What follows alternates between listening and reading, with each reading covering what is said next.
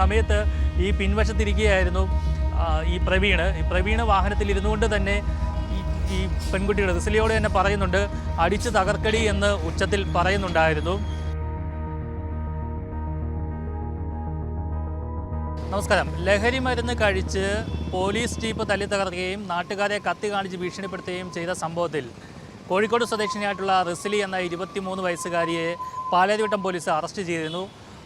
ഈ യുവതിക്കൊപ്പം ഉണ്ടായിരുന്ന Palarivattom സ്വദേശിയായിട്ടുള്ള പ്രവീണിനെയും police arrest ചെയ്യുകയും ചെയ്തു. ഇരുവരും ചേർന്നിട്ട് പാലാരിവട്ടം സംസ്കാര ജംഗ്ഷന് സമീപം കത്തി കാണിച്ച് ആളുകളെയൊക്കെ ഭീഷണിപ്പെടുത്തുമ്പോഴാണ് പാലാരിവട്ടം പോലീസ് സ്ഥലത്തെത്തുന്നത്.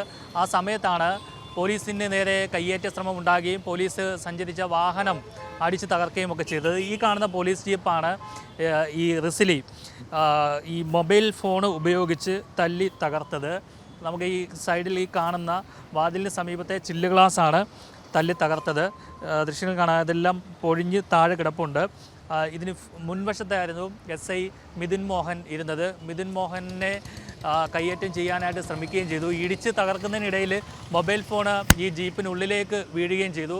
ഇത് പിന്നീട് എടുക്കാനുള്ള ശ്രമത്തിനിടയിലും പോലീസിന് ഒരു പിടിവലി ഉണ്ടാവുകയും ഒക്കെ ചെയ്തു. ഈ സമയത്ത് ഈ പിൻവശത്തിരിക്കുകയായിരുന്നു ഈ പ്രവീണ് വാഹനത്തിൽ ഇരുന്നുകൊണ്ട് തന്നെ ഈ പെൺകുട്ടിയുടെ റിസിലിയോട് തന്നെ പറയുന്നുണ്ട്, അടിച്ചു തകർക്കടി എന്ന് ഉച്ചത്തിൽ പറയുന്നുണ്ടായിരുന്നു. ഈ ഒരു പ്രവീണിൻ്റെ ആക്രോശം കൂടി കേട്ടതോട് കൂടിയിട്ട് കൂടുതൽ ആവേശത്തോടെയാണ് ഈ ഗ്ലാസ്സുകളൊക്കെ തല്ലി തകർക്കാൻ ശ്രമിച്ചത്. ഇവിടെ ഇടിക്കാൻ ശ്രമിക്കുന്നുണ്ടായിരുന്നു, ഈ ഗ്ലാസ്സിൽ ഇടിക്കാൻ ശ്രമിക്കുന്നുണ്ടായിരുന്നു, ഇവിടെയൊക്കെ ഇടിച്ചതാണ്. പക്ഷേ ഇതൊന്നും പൊട്ടിയില്ല. SI ഇരുന്ന സ്ഥലത്തെ ആ ഒരു സൈഡ് വിൻഡോയാണ്, ഡോറിൻ്റെ സമീപത്തുള്ള വിൻഡോയാണ് ഇടിച്ച് തകർത്തത്. അത് ഇടിച്ച് പൊട്ടി തകർന്നു. കൂടാതെ പിന്നീട് സ്റ്റേഷനിലേക്ക് എത്തിച്ചു കഴിഞ്ഞപ്പോഴും വളരെ അക്രമ സ്വഭാവത്തോടു കൂടിയിട്ടാണ് റിസിലി പെരുമാറിയത്. വനിതാ പോലീസുകാരിയുള്ള നസീറയെ മർദ്ദിക്കുകയും ചെയ്തു. നസീറ ഇപ്പോൾ ആശുപത്രി ചികിത്സയിലാണ്. ആ ഒരു കേസ് കൂടി ഇപ്പോൾ റിസിലിക്ക് ഉണ്ടായിട്ടുണ്ട്.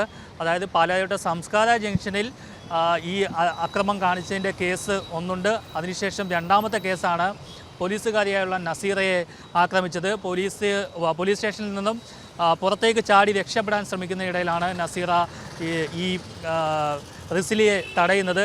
ആ സമയത്താണ് നസീറയെ ആക്രമിക്കുന്നത്. നസീറ ഇപ്പോൾ ആശുപത്രിയിൽ ചികിത്സയിൽ തന്നെയാണ്. എന്തായാലും ഇന്ന് തന്നെ റിസിലിയെയും പ്രവീണിനെയും കോടതിയിൽ ഹാജരാക്കുമെന്നാണ് പോലീസ് പറഞ്ഞിരിക്കുന്നത്. രണ്ടുപേരുടെയും വൈദ്യപരിശോധന പൂർത്തിയാക്കിയിട്ടുണ്ട്. മജിസ്ട്രേറ്റിൻ്റെ വസതിയിൽ കൊണ്ടുപോയി ഹാജരാക്കുമെന്നാണ് നമുക്കിപ്പോൾ മനസ്സിലാക്കാൻ കഴിയുന്നത്.